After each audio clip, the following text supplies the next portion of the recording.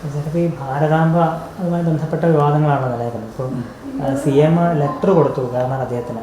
അപ്പോൾ ഇങ്ങനെ ലെറ്റർ കൊടുത്ത സ്ഥിതിക്ക് ഇനി എന്തായിരിക്കും ഇതിൻ്റെ ഒരു ആഫ്റ്റർ, ഇത് അദ്ദേഹത്തിന് ഇത് അനുസരിക്കാൻ ബാധ്യതയുണ്ടോ, എന്തായിരിക്കും അതിൻ്റെ ഒരു തുടർ? അതാ കത്ത് കൊടുത്തിരിക്കുന്നത്, കത്ത് കൊടുത്തില്ലെങ്കിൽ പോലും ഈ രീതിയിലുള്ള പ്രവർത്തനങ്ങൾ ഗവർണർ ചെയ്യാൻ പാടില്ല. കത്ത് കൊടുത്തതുകൊണ്ട് വിശേഷിച്ചും ചെയ്യാൻ പാടില്ല.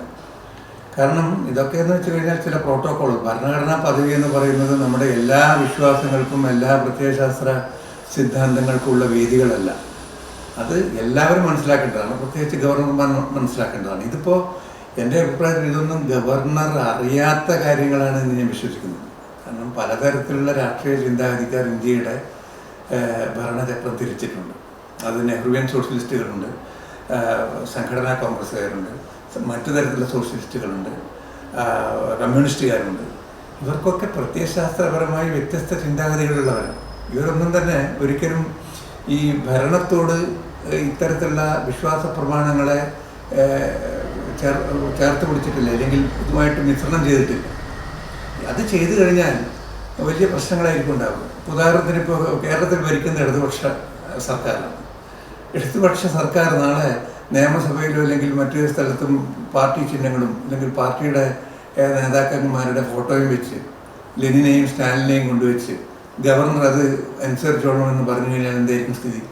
അതൊരു മര്യാദയുടെ പ്രശ്നം കൂടിയാണ്, വിശ്വാസത്തിൻ്റെ മാത്രം പ്രശ്നമല്ല, അത് ഭരണഘടനാ മര്യാദയുടെ പ്രശ്നമാണ്. ആ മര്യാദയുടെ അഭാവമാണ് ഇത്തരം കാര്യങ്ങളെ തുടർച്ചയായിട്ട് സംസ്ഥാനത്ത് നടത്തിക്കൊണ്ടുപോകുന്നത്. ആ മര്യാദ, ആ സംസ്കാരം, അത് ഭരണഘടനാ സംസ്കാരമാണ്, അത് ഇവർ പറയുന്ന സംസ്കാരമല്ല. ആ ഭരണഘടനാ സംസ്കാരത്തിൻ്റെയും ഭരണഘടനാ മര്യാദയുടെയും അഭാവമാണ് സ്ഥിതിഗതികളെ ഇത്രമേൽ മോശമാക്കുന്നത്. പക്ഷേ ഇത് കേവലം നിഷ്കളങ്കമായിട്ടുള്ള നിലപാടുകളല്ല, അല്ലെങ്കിൽ കേവലം നിരുപദ്രവമായിട്ടുള്ള ഫലിതങ്ങളുമല്ല. ഇവയ്ക്കൊക്കെ തന്നെ വലിയ വില കേരളീയ സമൂഹം കൊടുക്കുന്നുണ്ട് എന്നുള്ളത് നാം മനസ്സിലാക്കണം. കാരണം ഇപ്പോൾ ഒരുപാട് പ്രശ്നങ്ങളുണ്ട്. വെള്ളപ്പൊക്കവുമായിട്ടുള്ള ബന്ധപ്പെട്ടിട്ടുള്ള, അതിതീവ്ര മഴയുമായി ബന്ധപ്പെട്ടിട്ടുള്ള, കാലാവസ്ഥയുമായി ബന്ധപ്പെട്ടിട്ടുള്ള പ്രശ്നങ്ങൾ സംസ്ഥാനത്തുണ്ട്.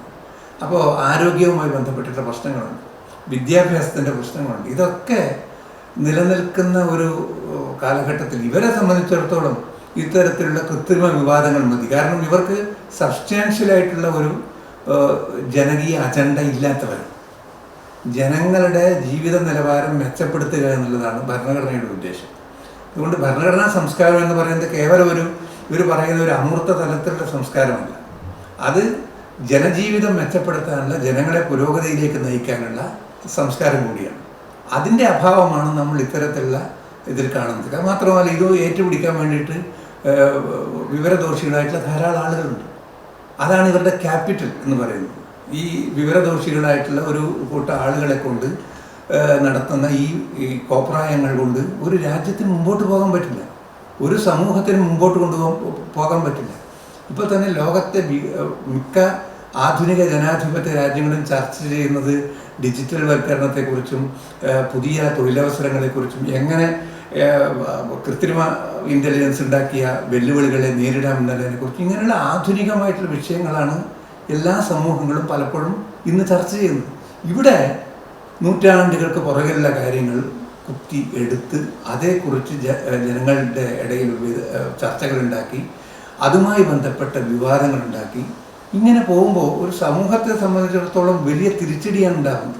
ഇത് നമ്മൾ മനസ്സിലാക്കേണ്ടതുണ്ട്.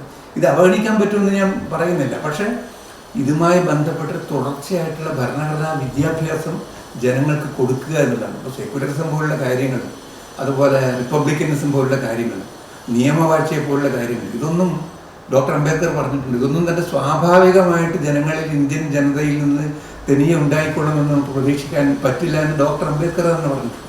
അതുകൊണ്ടാണ് ഡെമോക്രസി പോലും, ജനാധിപത്യം പോലും നിരന്തരം പരിശീലിപ്പിച്ചെടുക്കേണ്ടുന്ന ഒരു സംസ്കാരമാണെന്നാണ് ഡോക്ടർ അംബേദ്കർ പറഞ്ഞത്. ഇന്നും ശരിയാണ്.